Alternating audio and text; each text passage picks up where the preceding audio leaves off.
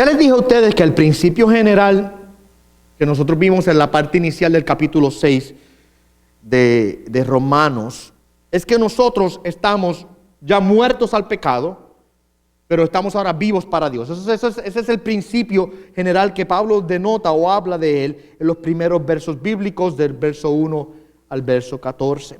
De modo que ahora nuestra vida, el argumento que él presenta, debe ser totalmente diferente. Mientras que anteriormente estábamos muertos en el pecado, ahora en Cristo estamos muertos al pecado y hemos resucitado, por así decirlo, a través de la obra de Cristo Jesús, a una vida nueva en Jesús, y estamos ahora vivos para Dios. Y ya entonces no estamos bajo el dominio del pecado. Y esa es la conclusión a la que el apóstol Pablo llega en el verso número 14 de aquí de Romanos 6. Dice él allí, porque el pecado no tendrá dominio sobre vosotros, pues ya no estáis bajo la ley, sino bajo la gracia. O sea que Dios nos ha libertado a nosotros de la condenación de la ley.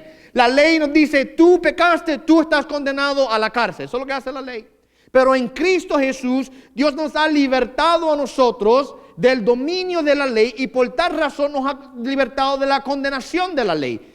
Y entonces estamos libres nosotros de la condenación de la ley, o sea, del pecado y de la muerte que el pecado trae. Ahora, les dije a ustedes la semana pasada que el apóstol Pablo anticipa que alguien va a inventarse, tontamente quizás, un argumento que es contrario a la palabra de Dios. Alguien malentenderá lo que él acaba de decir cuando él dijo, ya no estáis bajo la ley. Inmediatamente él presenta el contraargumento, porque alguien dirá, eso quiere decir que si ya no estamos bajo la ley, pues entonces no tenemos que tener obediencia ninguna a la ley. Ya nosotros no tenemos ningún tipo de obligación con la ley de Dios. Y les decía a ustedes la semana pasada que nosotros es bueno que entendamos varias definiciones de varios términos. Y primeramente hablando de dos extremos que tenemos que tener mucho cuidado de no irnos a ellos. Por un lado el extremo del legalismo y por otro lado el extremo del antinomianismo. O el liberalismo, otra palabra que podemos utilizar, ¿verdad?, para hacerla más fácil. El legalismo, por un lado, nos enseña a que nosotros ganamos la salvación a través de nuestras obras. Y si logramos guardar la ley de Dios de manera perfecta, entonces Dios estará obligado a abrirnos las puertas de los cielos y hacernos entrar a las moradas celestiales. El legalismo le roba la gloria a Dios entonces porque hace que el hombre sea el autor de la salvación, no Dios. Y la Biblia es clara que el autor de la salvación siempre ha sido y siempre será Dios. De principio a fin, la salvación es del Señor, como cantábamos hace unos minutos atrás en el primer himno que entonamos, ¿verdad? Toda la salvación es del Señor. Y el legalismo lo que hace es que dice, no, la salvación es del Señor, la salvación es del hombre. Y el hombre puede ahora alcanzarla. Ese fue el error de los judíos, muchos de ellos.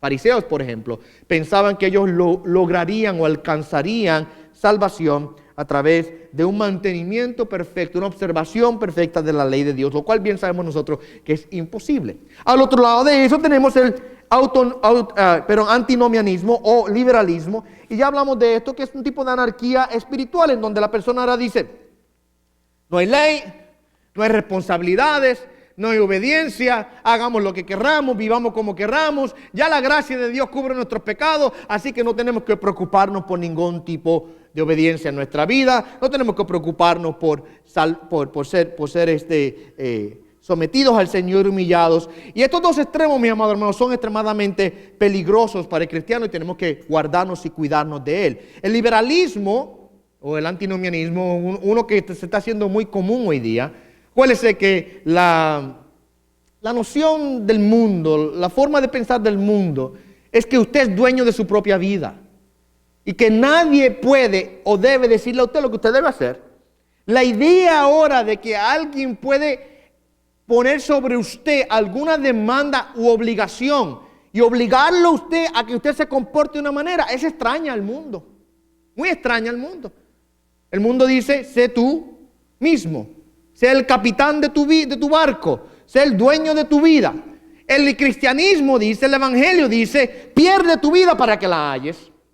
El que pierde su vida por la causa de Cristo, la halla en Cristo. O sea, el que entrega todo lo que tiene. El que se niega a sí mismo. Dice, Señor, ¿quieres venir después de mí? Niégate a ti mismo. Pero entonces, como el mundo enseña la idea contraria a esas verdades, la iglesia de Cristo, no sé por qué, a través de las edades, siempre ha tenido esta tendencia a buscar absorber lo que el mundo enseña. Primero comienza con un poquito y luego cuando vienes a ver, todo el mundo está dentro de la iglesia. Y el pecado entra. Y la idea entonces de que nadie puede decirme lo que tengo que hacer se ha hecho muy popular dentro de la iglesia. Y entonces ahora la idea de una gracia, y puedo usar este término, una gracia barata se hace popular. ¿Qué quiero decir con una gracia barata? Usamos la gracia de Dios para excusar el pecado. Y estoy viviendo en un pecado, es que estamos en la gracia.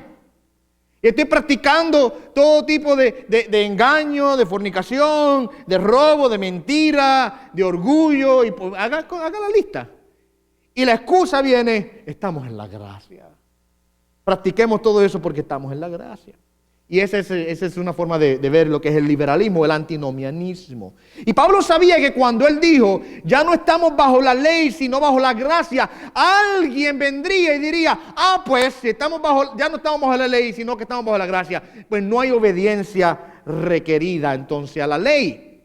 Y entonces para poder contrarrestar este argumento, Pablo comienza a explicarnos la realidad de que no es una excusa para el pecado, el decir, ya no estamos bajo la ley, sino bajo la gracia. Otra cosa, un paréntesis rápido, otra cosa que les hablé la semana pasada, de todas formas repaso rápido.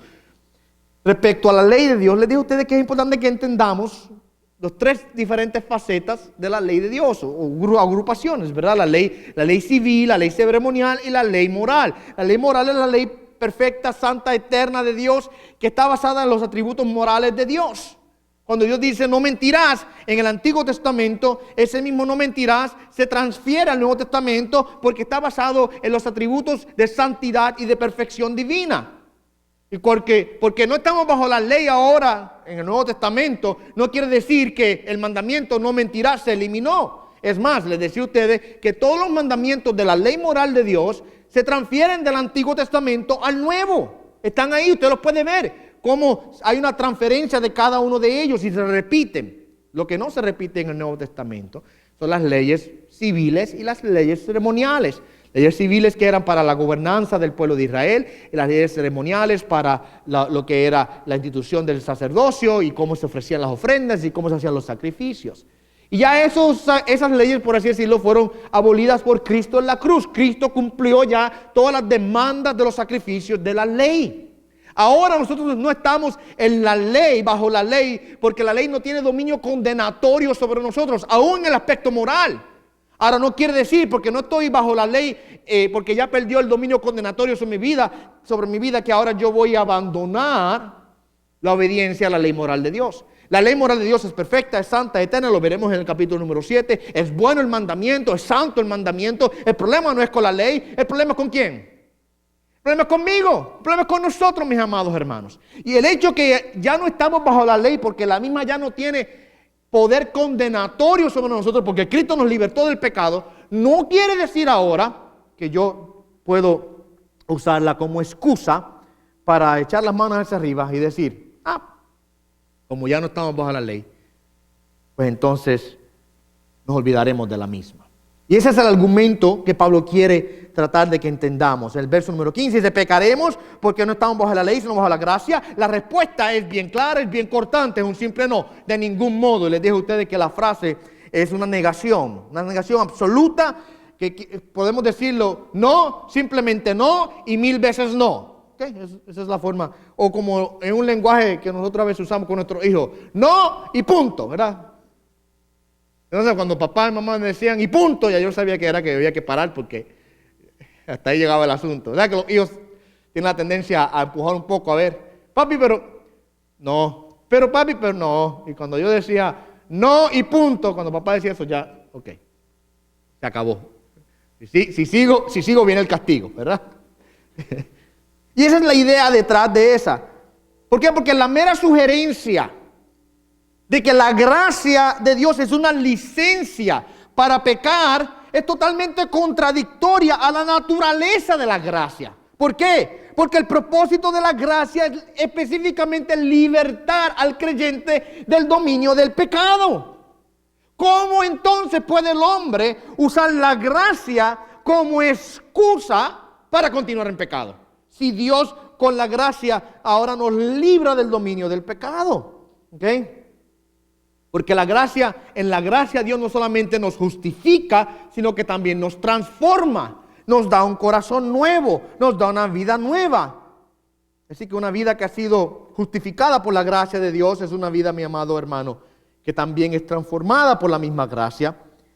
Por lo que una vida que no da evidencia de transformación moral y espiritual, no está dando evidencia de salvación. Bien sabemos nosotros que la palabra es clara en eso. Todas las cosas viejas pasaron, todas fueron hechas nuevas, ¿verdad? Dice la Escritura. ¿Y qué quiere decir eso? Que tenemos una nueva mente, tenemos un nuevo corazón, tenemos nuevos propósitos, tenemos nueva manera de pensar.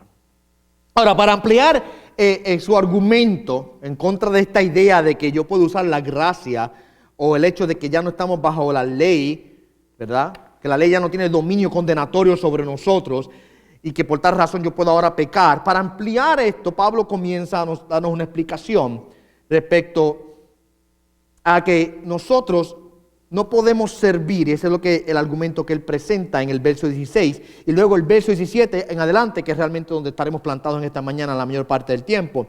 Él amplía eso, de que nosotros no podemos servir a dos amos a la misma vez. Ese es el principio que él presenta allí en el verso 16. No sabe que cuando presentáis, y la palabra presentáis, él la repite varias veces. Usted va a darse cuenta que a través de estos versos él va a repetir presentar o presentáis de manera regular. La idea es el nosotros ponernos delante con la intención de sumisión. Esa es la idea, ¿ok? Cuando dice presentar vuestro cuerpo o presentar vosotros mismos, es la idea de presentarse delante de alguien para decirle, aquí estoy, me someto a tu voluntad. Es lo que, por así, podemos explicarlo. Y él dice, ¿no sabéis que cuando presentáis a alguno como esclavos para obedecerle, soy esclavo de aquel a quien obedecéis, ya sea del pecado para muerte o de la obediencia para justicia? Y Pablo está aquí presentando argumentos diciendo, tú eres o esclavo del pecado o eres esclavo de la justicia, pero no puedes ser los dos. No puedes servir a ambos. Cuando tú juras obediencia a un amo, te debes a ese amo. Y estás obligado a obedecerlo. Y tienes que seguir sus mandatos. Si te juras, entonces, obediencia al pecado, pues obedecerás el pecado. Pero si has jurado obediencia a la justicia, en este caso, ¿verdad?, a Dios, eres esclavo entonces de la justicia divina. Y le debes obediencia a Él. Es el principio que Jesucristo claramente nos presentó. Allá en Mateo 6:24, nadie puede servir ¿a qué? A dos señores a la misma vez. Es imposible. ¿Por qué? Porque amará a uno y aborrecerá a otro. Y ese principio es el que Pablo aquí nos presenta. Nosotros no podemos, mis amados hermanos, servir tanto al pecado como a la justicia. Estamos en Cristo, Dios nos libertó del pecado. Estamos en Cristo, hemos sido librados de la tiranía del pecado, hemos sido quitados nosotros de esa posición, y lo veremos en esta mañana en más detalle, de la posición de esclavitud bajo el pecado, y ahora nosotros estamos en una nueva posición, somos ahora siervos de la justicia, somos ahora esclavos de Dios, y yo no puedo servir a ambos, tengo que solamente servir a uno. Y como creyente, por supuesto, mi posición es la que de ser un siervo de la justicia, de ser un esclavo de Dios, y por tal razón mi obligación, porque mi posición es ser un siervo de la justicia, mi obligación es entonces ser obediente a la justicia. ¿Amén? Pablo continúa entonces explicando en más detalle este principio, y para hacerlo él comienza a hacer una comparación, un contraste entre estas dos esclavitudes, y eso podemos decirle esta porción aquí, las dos esclavitudes. La esclavitud al pecado y la esclavitud a la justicia. La esclavitud a Satanás y la esclavitud a Dios. Y cuando él hace esta comparación, este contraste, él compara y contrasta tres aspectos de cada uno de estos dominios: la posición, la práctica y la promesa. Vamos a observar cada uno de estos tres dominios y vemos cómo Pablo hace un contraste entre estas dos esclavitudes, esclavitud al pecado y a Satanás, esclavitud a la justicia y a Dios, Y vamos a contrastar la posición, la práctica, la promesa de cada una de estas esclavitudes. En el verso 16, 17 y 18, comenzaremos observando la posición de cada esclavitud. Es lo que dice allí. Pero gracias a Dios. Hagamos una pausa un segundito. Note que Pablo comienza diciendo, ¿gracias a quién? Gracias a ustedes que han sido tan buenos. Gracias a ustedes que lograron rescatarse a ustedes mismos. Ustedes lograron tomar sus vidas y levantarlas del lodo cenagoso. Ustedes se sacaron del hoyo y alcanzaron salvación. No. Él dice, gracias a Dios. ¿Por qué gracias a Dios? Porque sin Dios no hay salvación. Y note que luego más adelante él dice, os hicisteis obedientes de corazón. O sea, que hay una respuesta, por supuesto. El creyente se hace obediente y se somete ahora a la voluntad de Dios. Claro que sí, pero ¿quién es el que se lleva la gloria por esa obediencia? Es Dios.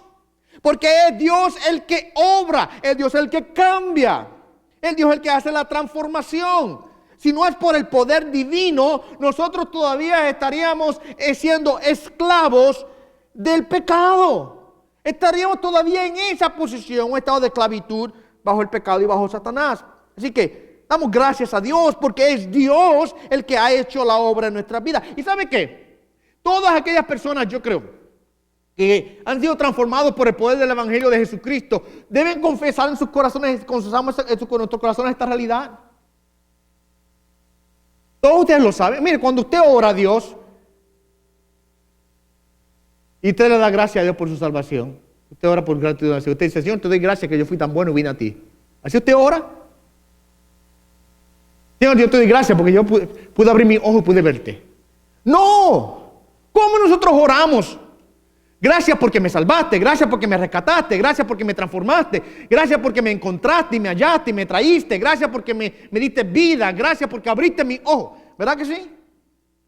Reconocemos que es Dios el que obra y es el que tiene que obrar, porque mira la posición que teníamos anteriormente y dice ahí que aunque erais esclavos del pecado, Dios es el que tiene que obrar porque nuestra posición anterior era una de esclavitud bajo el pecado. Vivíamos bajo el dominio y la tiranía del pecado. El concepto de esclavitud tiene en nuestra época hoy día una connotación negativa, ¿verdad? Yo creo que mayormente porque en nuestra historia, aquí por ejemplo en Estados Unidos y en Latinoamérica también vimos este concepto de esclavitud a través de las épocas de las conquistas, ¿verdad? De los países europeos cuando vinieron acá. Y vimos la tiranía, vimos todas las cosas malas que se hicieron, ¿verdad? Dentro de esta nación y nuestras naciones hispanas también. Y por eso el concepto de esclavitud tiene un concepto negativo y malo. No nos gusta esa palabra, esclavos. Y bien, yo creo que en este caso aplica, porque el pecado es un amo malvado, es un tirano. El pecado toma la vida y la destruye y arrasa con todo lo que toca. Es como un cáncer que consume el alma de la persona desde lo más profundo del corazón hasta todo su exterior. Eventualmente el pecado lo destruye, eventualmente mata a todo el mundo. El pecado es un amo malvado. Y ahorita vamos a ver el contraste, ¿verdad? En un segundo, porque ahora somos esclavos de Dios. Y yo creo que la connotación de la palabra esclavo es negativa o positiva dependiendo de quién sea el amo. Porque en el caso del pecado, el pecado es un amo malvado. Pero en el caso de Dios, Dios es un amo bueno y misericordioso. Y es más, muchas personas cuando dicen, la Biblia bien esclavos, ahí hay ley, porque en la ley mosaica hay leyes acerca de la esclavitud. Mucha gente no entiende lo que la esclavitud dentro del pueblo de Israel era. Y es más, y la razón por la cual dio Dios leyes para la esclavitud dentro del pueblo de Israel es porque hay un simbolismo con lo que Dios hace con nosotros en Cristo. En el caso de los esclavos dentro del pueblo de Israel eran personas que no tenían cómo sostenerse a sí mismas. Y que si se quedaban por sí mismos, se iban a morir de hambre, de sed, a la intemperie, sin cobertura, sin techo, sin abrigo. Estaban totalmente despojados. E iban y se sometían entonces bajo el dominio de un amo, quien los recibía en su hogar. Y eran esclavos de ese amo y tenían que hacer todo lo que él les dijera. Pero a la misma vez recibían sustento, recibían abrigo, recibían techo, recibían comida, recibían agua, recibían cuidado. Y si usted no ha leído la ley de mosaica, sépase que al cabo de 7 años el amo estaba obligado a dejarlo ir. Pero muchos de esos esclavos, porque habían desarrollado un amor profundo por sus amos, se quedaban. Ahora, no porque necesitaban ser esclavos, sino porque querían ser esclavos de él. Yo creo que hay una similitud bien grande de lo que Dios hace con nosotros. Estábamos despojados y totalmente desnudos, a la intemperie, sin ningún sustento. Y venimos a Dios y Él nos recibe. Y nos hacemos esclavos de Dios. Y Él nos da identidad, Él nos da propósito, Él nos da sustento, Él nos da cobertura, Él nos da abrigo, Él nos da alimento. Y nos dice, puedes quedarte en mi casa hasta el fin de los tiempos. ¿Ve? Así que tenemos 2 esclavitudes y 2 amos. Uno tirano, malvado, y uno bueno y amoroso. Y antes de continuar, Pablo dice, gracias a Dios porque erais esclavos del pecado. Y yo no sé si usted lo nota, pero de manera implícita ahí yo creo que ahí está la realidad de que Dios es el que tiene que iniciar la salvación. Es Dios el que lo hace. Allá en el libro de Juan capítulo 6, Jesucristo dice, nadie puede venir a mí si mi Padre no le trae. Juan 6:44, si mi mente no me falla. Si mi Padre no le trae. Note eso. Nadie puede venir a mí si mi Padre no le trayese. ¿Por qué es que nadie puede venir a Jesucristo si el Padre no le trae? La respuesta yo creo que está clara ahí. Porque ¿cuál es nuestra posición o cuál era nuestra posición cuando estábamos sin Cristo? Éramos ¿qué? Éramos esclavos del pecado. Yo pregunto, ¿cuál es la libertad de un esclavo? Contésteme por favor, piense conmigo.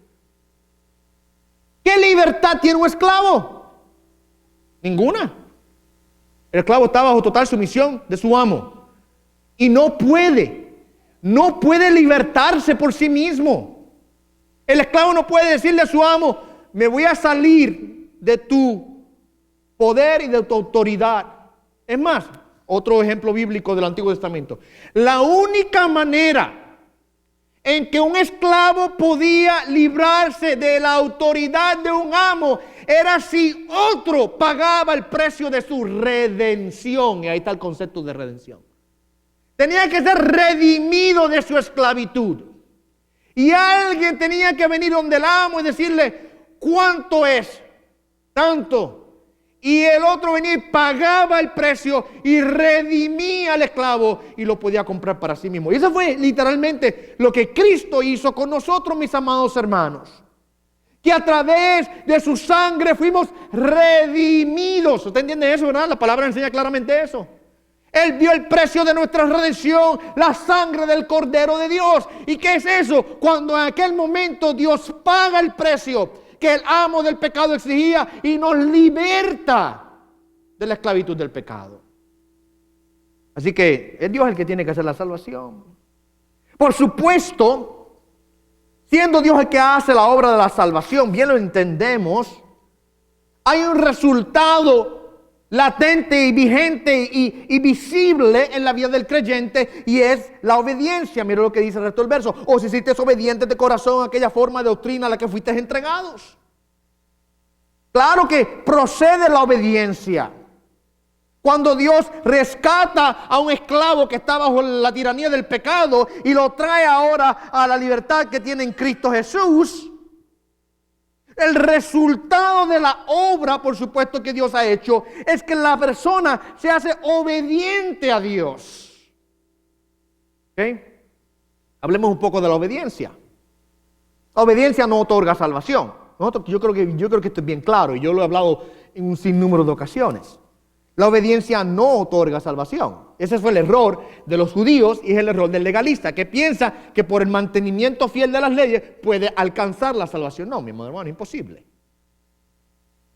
Pero la obediencia, aunque no otorga salvación, es el resultado de la salvación. Es lo que procede cuando Dios nos liberta. y nos trae ahora, nos saca, ¿verdad?, de la esclavitud del pecado y nos trae a Cristo Jesús. Note cómo Pablo la describe. Dice que es una obediencia ¿de dónde? Del corazón. Y la verdadera obediencia comienza ahí, comienza internamente. Ese era una vez más el problema de los religiosos en el tiempo de Jesucristo, que tenían una apariencia de obediencia externa. Era por fuera, como se veía. Jesucristo los criticó mucho a los fariseos. Después leerse el capítulo 23 y 24 de Mateo y usted puede ver cómo Jesucristo los critica fuertemente. Le llama sepulcros blanqueados. O sea que un sepulcro es una tumba, ¿verdad? ¿Qué hay en la tumba? Un muerto. Huele, apesta, podrido, de composición total. Por dentro, totalmente feo. Por fuera, bien brillantes. Bien limpiecita la tumba. Le echan cloro para mantenerla blanquita. Le ponen las flores, ¿verdad? La limpian, le cortan la grama. Ah, bien linda la tumba. ¿Pero qué hay adentro? Muerte. Ese es el problema del religioso, que tenía una obediencia externa, pero internamente tenían corazones endurecidos, muertos. Por eso fue que mataron a Jesucristo, porque cuando Jesucristo vino a hablar su evangelio y hablarle de que el reino de Dios se había acercado, y comenzando a hablarle acerca de las verdades del reino de Dios, no pudieron sostener, no pudieron soportar la palabra de Cristo y dijeron, hay que matar a este hombre, hay que hacer algo con él. Pero la verdadera obediencia, mi amado hermano, al contrario de la de los religiosos, que es externa, la verdadera obediencia proviene de un corazón transformado. Porque un corazón transformado es un corazón obediente. Así que ¿de dónde viene? ¿De dónde viene la obediencia? De adentro. Cuando Dios nos cambia, Dios no cambia primeramente el exterior. Dios cambia primeramente ¿qué? El interior. Dios transforma adentro, acá. Cambia nuestra mente, cambia nuestra forma de pensar. Y mientras Dios ahora pone una nueva mente, un nuevo corazón, ahora eso hace que nuestro comportamiento prosiga el estatus que tiene ahora nuestro corazón. ¿Ve? Mira lo que dice Pablo. Nos hicimos obedientes ¿a qué? Por supuesto a Dios, nos hacemos obedientes a Dios. Pero mira lo que Pablo dice.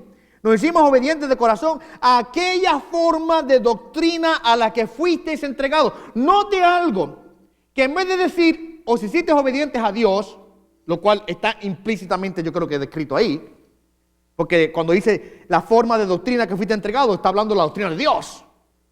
Pero él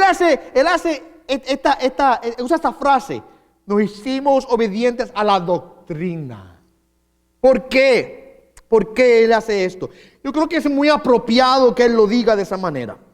¿Por qué? Miren, yo no sé por qué, pero muchas personas hoy día han divorciado la doctrina de Dios. Han divorciado estos dos conceptos. Mira, la palabra doctrina, vamos a traducirla a un español más sencillo, es enseñanza. Enseñanza, ¿ok? Lo que yo hago todos los domingos aquí, todos los jueves. Yo ustedes doctrina. ¿Lo que hago? Es lo que estoy haciendo ahorita, dándole doctrina. Dándole enseñanza. La palabra, ¿verdad? Dándole la palabra. Y eso es lo que el corazón que ha sido transformado por el evangelio de Jesucristo añora. Y esa es la razón por la que ustedes vienen. Porque ustedes desean la palabra del Señor. Pero hay personas que han divorciado, como dije, a Dios de la doctrina bíblica. Y no, es importante que entendamos que yo no puedo ser obediente a Dios aparte de ser obediente a su revelación. Yo no puedo ser obediente a Dios aparte de ser obediente a su palabra. Yo no puedo ser obediente a Dios aparte de ser obediente a la verdad que Él ha revelado a nuestras vidas. Miren, lo que quiero decir con esto es que hay personas que dicen, yo quiero a Jesucristo, pero yo no quiero nada de esto. Yo no necesito estudios bíblicos, yo no necesito leer la Biblia, yo no necesito estar sentado escuchando un sermón, yo no necesito nada de eso. Yo amo a Cristo. Eso es una hipocresía total. Porque usted no puede decir, yo amo a Cristo, si usted no conoce a Cristo como Él se ha revelado en la palabra. ¿Cómo yo conozco a Cristo? Yo no conozco a Cristo que no sea a través de su palabra. Nos hemos hecho, muchas personas han hecho una idea romántica, por así decirlo, acerca de Jesucristo. Se han creado un ídolo en sus corazones. Jesús, mi papi chulo, por ejemplo. Yo he escuchado a gente hablar de esa manera. Yo escuchaba a una persona en una ocasión decir, mi chuito. ¿Le decía así? ¿Me le decía? Como que se ha hecho una idea fantástica y fantasiosa acerca de Jesucristo en su mente. Y dicen, yo amo a Jesús, pero no de acuerdo a la doctrina bíblica. Eso es una hipocresía total. Yo no puedo decir que yo soy obediente a Dios y obediente a Jesucristo si no entiendo lo que su palabra revela acerca de Él. Y por eso Pablo dice, o si sí te es obediente de corazón, ¿a qué? A la doctrina. A través de su epístola, Pablo hace mucho énfasis en este aspecto, este asunto de la doctrina.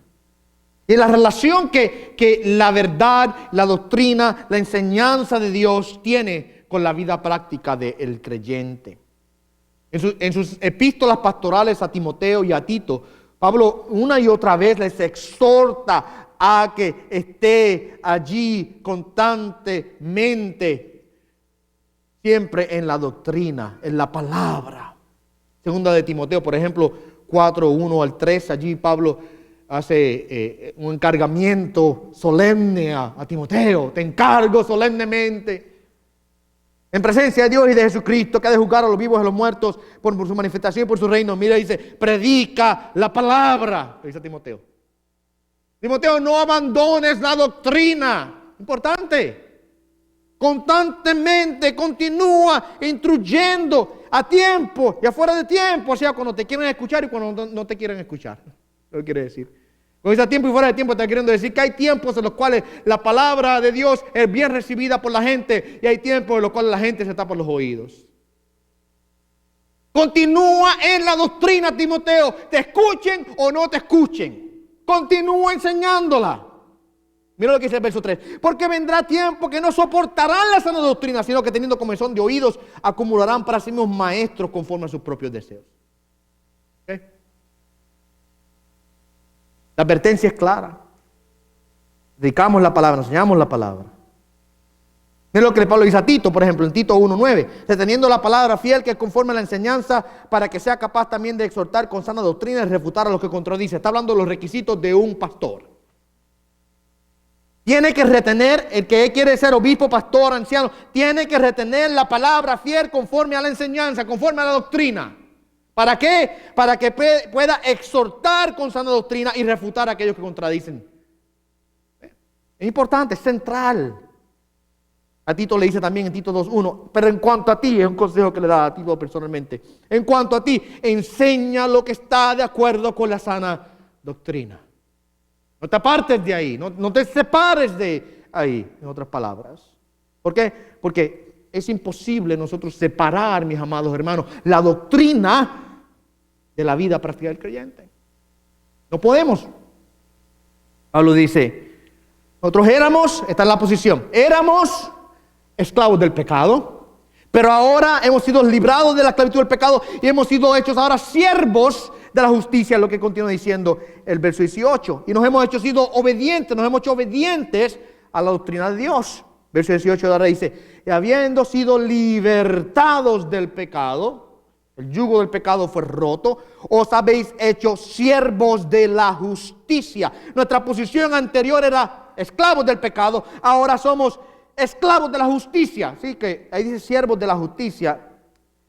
Y yo creo que los traductores de la Biblia escogieron usar la palabra siervo en vez de la palabra esclavo, simplemente para acentuar el contraste entre uno y el otro. Pero la realidad es que ambas palabras en el griego son la misma.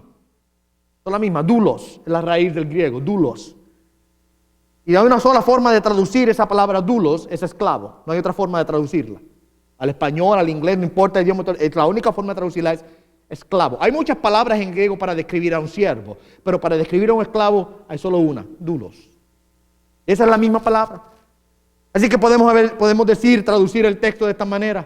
Nosotros éramos esclavos del pecado y habiendo sido libertados del pecado, os habéis hecho esclavos de la justicia. ¿Y qué es un doulos? ¿Qué es un esclavo? Pues una persona, escuche bien, que es propiedad legal de otra.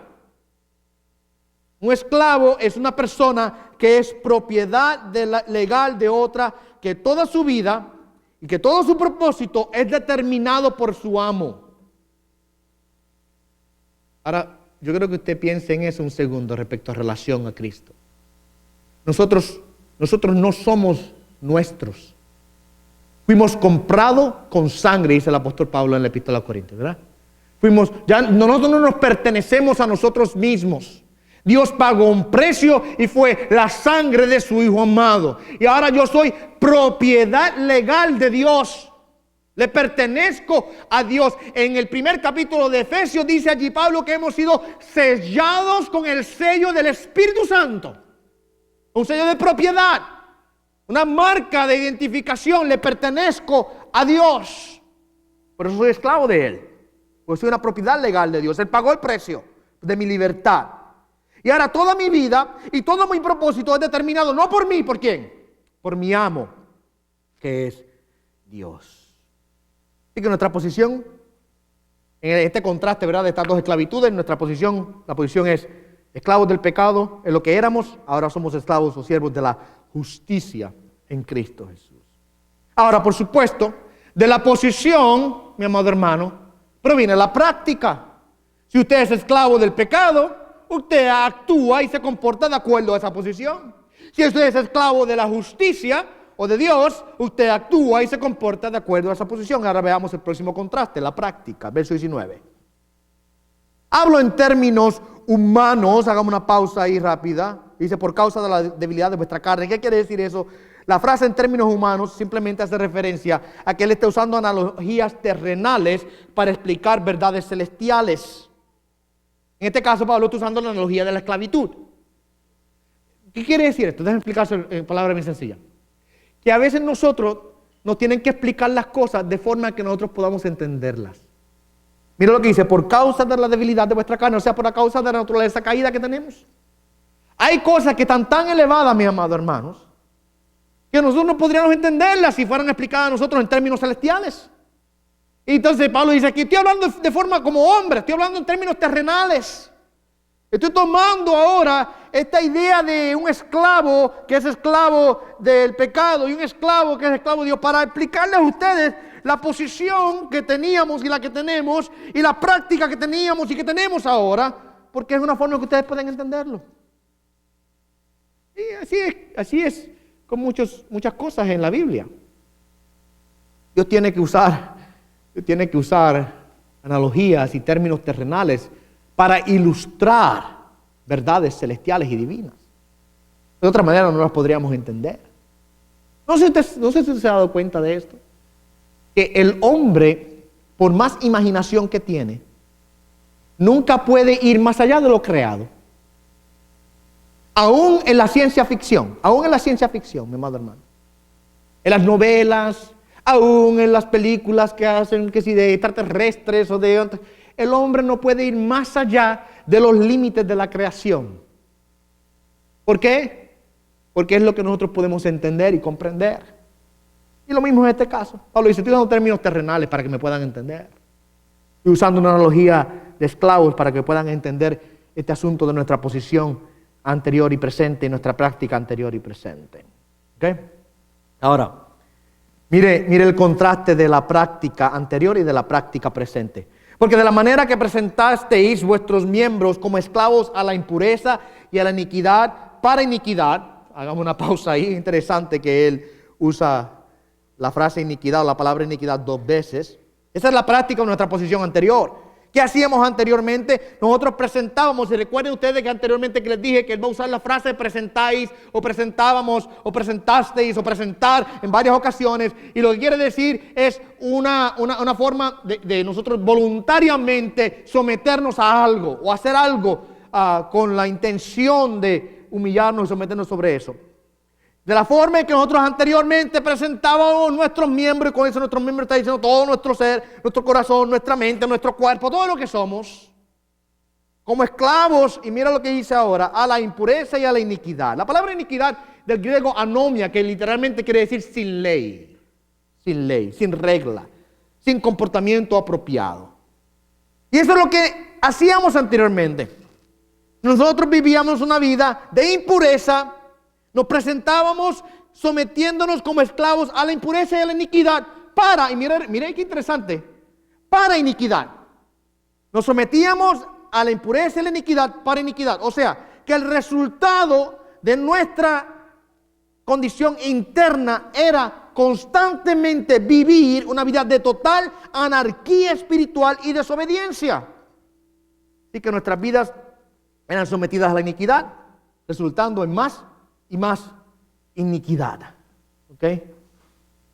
Y antes de la salvación, nosotros como creyentes éramos como el resto de la humanidad caída.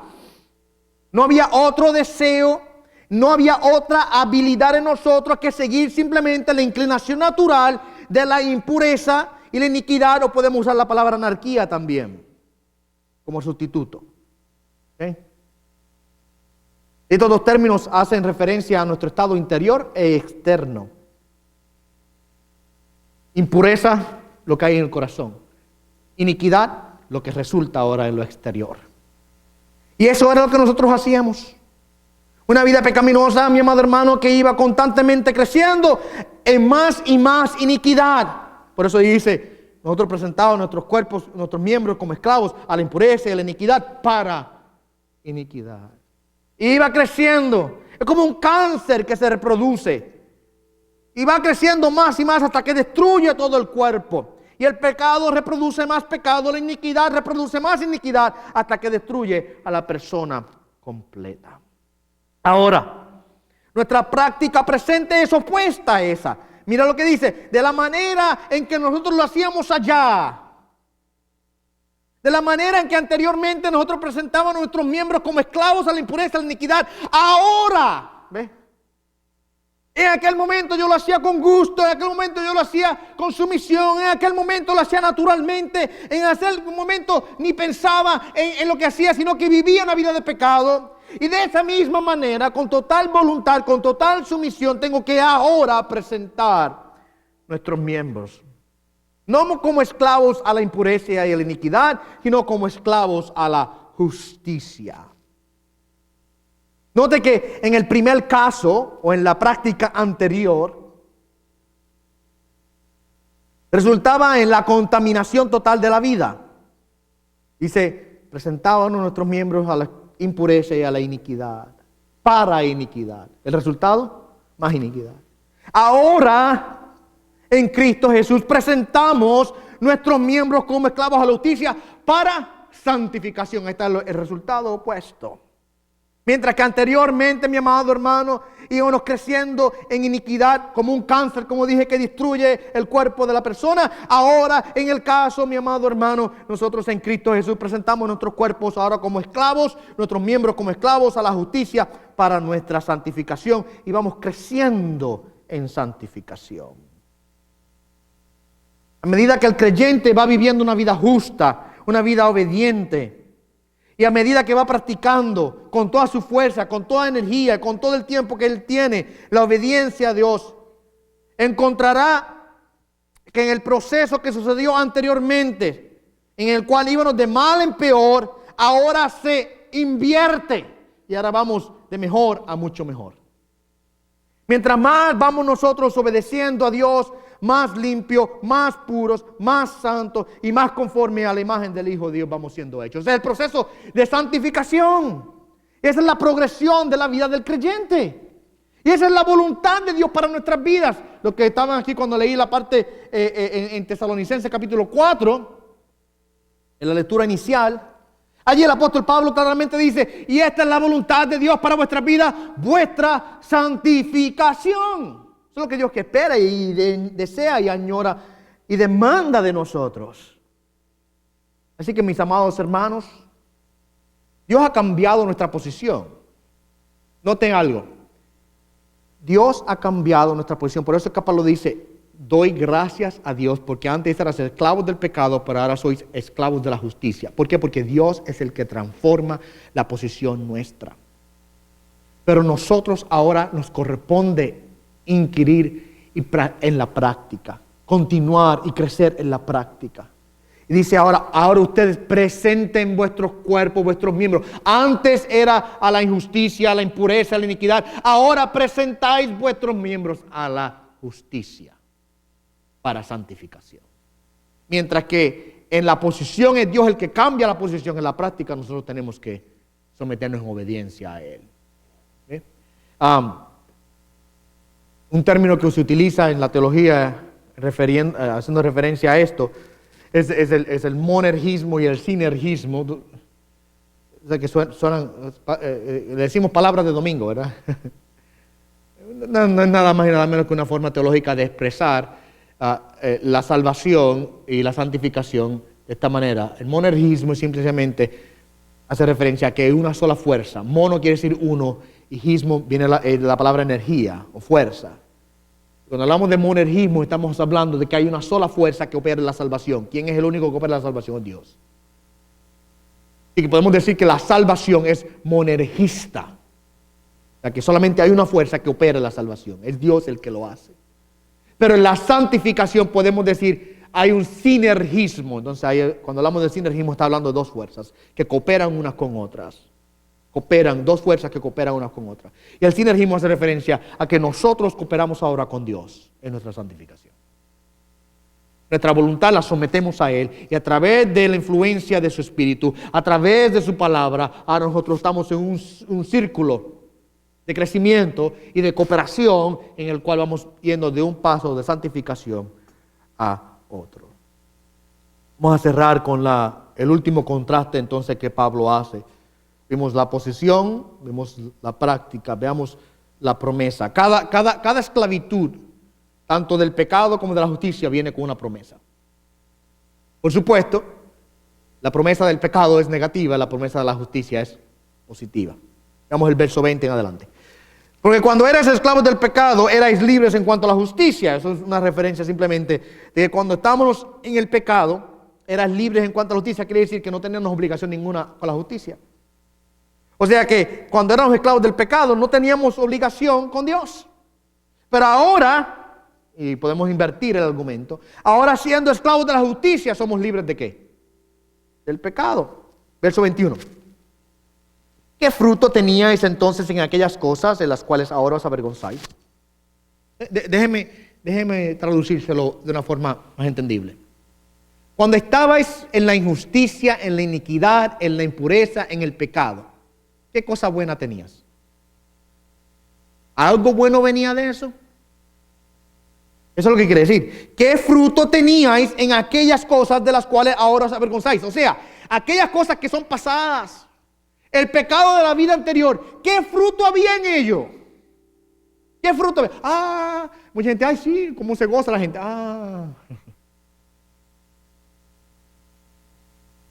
Quizá hay un gozo temporero. Pero eventualmente, mi amado hermano, tarde o temprano, el pecado siempre alcanza al pecador.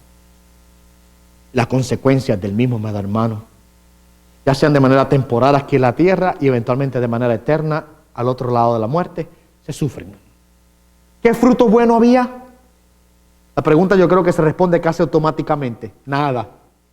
Nada. ¿Qué fruto teníamos? Ningún fruto. Porque la esclavitud del pecado solo tiene una promesa, es la muerte y la destrucción de la persona. ¿Okay? Pero ahora hay un contraste aquí. Aquellos que han sido libertados del pecado y han sido hechos siervos de Dios, tenemos un fruto. O sea que este proceso ahora de estar ahora bajo el dominio de Dios y el dominio de la justicia da fruto. Y fruto bueno. Anteriormente, bajo el dominio del pecado, mi amado hermano, nuestras viñas estaban secas. Anteriormente, bajo el dominio del pecado, no teníamos nada. Estábamos sedientos y hambrientos, despojados y solos, abandonados a la intemperie, sin ningún hogar. Pero ahora, siendo libertados del pecado, siendo hechos siervos de Dios, tenemos buen fruto. Nuestras viñas ahora están llenas de uvas. ¿Cuál es el fruto? Nuestra santificación. ¿Y cuál es el resultado de la santificación? Dice Pablo, ¿y como resultado de la vida? eterna. O sea, que la promesa, mi amado hermano, de la esclavitud del pecado, ¿qué es? Pérdida total. Pero la promesa de la esclavitud a Dios tiene un fruto bueno, nuestra santificación, y un resultado mejor de la vida eterna.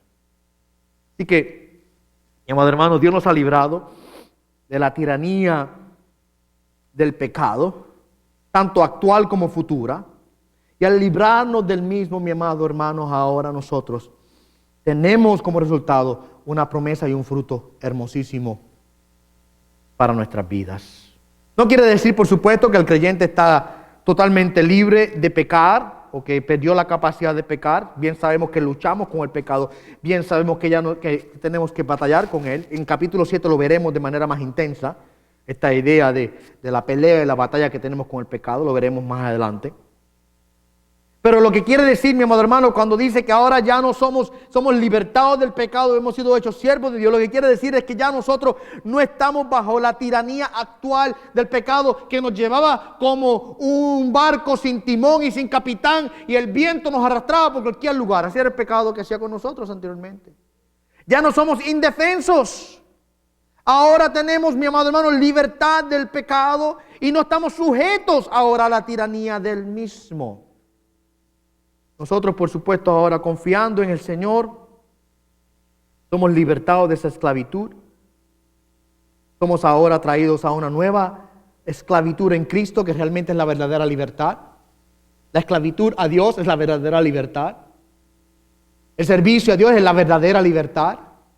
El mundo dice, sé libre, haz lo que tú quieras. El creyente, Jesús dice, sométete a mí y obedéceme. Y nosotros pensaríamos, así, a vista, pues la verdadera libertad está en el mundo, porque Cristo dice, niégate a ti mismo, toma tu cruz y sígueme. Eso no suena a mucha libertad, pero la realidad es lo siguiente, que mientras que el mundo promete libertad, el pecado promete libertad, lo que trae es esclavitud tiránica y muerte eventualmente. Y mientras que Cristo dice, ven a mí y obedéceme y sigue mis pisadas y toma tu cruz y niégate a ti mismo, lo que resulta es la verdadera libertad. Porque en Dios, siendo esclavos de Dios, es cuando somos verdaderamente libres. Y tenemos la promesa. Entonces, ahí en el verso final, yo creo que está el contraste más marcado que Pablo puede hacer de las distinciones que hay entre ambas. Verso 23, y yo creo que este es uno de los versos más famosos del libro de Romanos. Romanos 6, 23. Porque la paga del pecado es muerte, mas la dádiva, pero la dádiva de Dios es vida eterna en Cristo Jesús, Señor nuestro. Y aquí tenemos dos verdades absolutas. Y no pueden ser más opuestas la una a la otra. Mira lo que dice. La paga del pecado. El resultado del pecado es totalmente merecido. ¿Qué es una paga? La paga es algo que usted recibe porque usted merece. Cuando usted se presenta delante de su jefe el fin de la semana para cobrar su salario, usted no va y le dice, deme mi regalo. ¿Por qué? Usted trabajó. Y usted entiende que se le debe. Usted le dice, deme mi paga. Págueme. El pago es lo que se merece por lo que se hizo. Y en este caso, Pablo dice que el pecado tiene una buena merecida paga. Es la muerte. El resultado del pecado es totalmente merecido. La muerte. Y el contraste a esto, esa es la primera verdad absoluta, bien clara. El contraste a esa verdad, tenemos la otra. Que en Dios no tenemos una paga. En Dios tenemos una dádiva. Es interesante, aquí en el español no se nota. Cuando usted lee el texto en el griego original, Pablo dice un regalo gratis. Esa es la forma como, si fuera a traducirlo directamente, un regalo gratis. Y la palabra dádiva es regalo, pero en el griego original él añade la palabra gratis.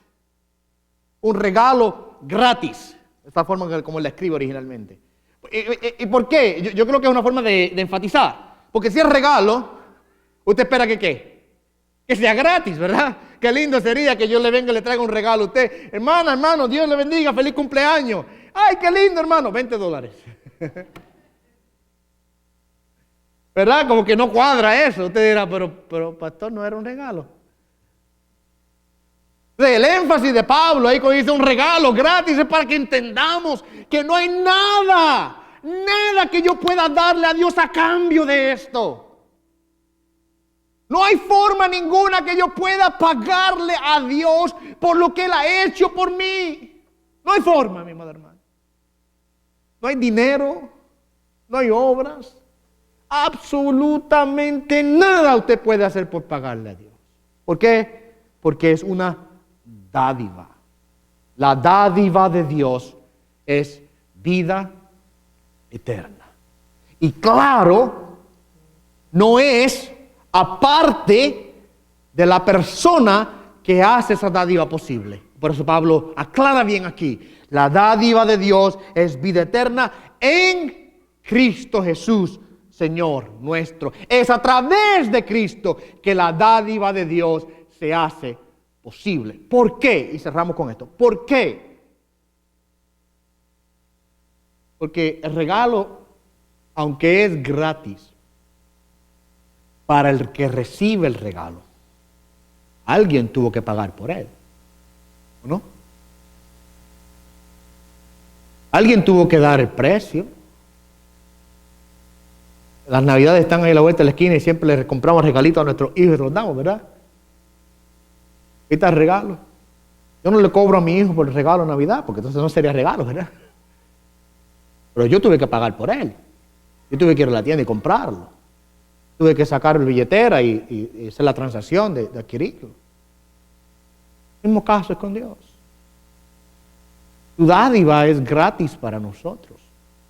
Somos recipientes de la dádiva de Dios, sin costo alguno.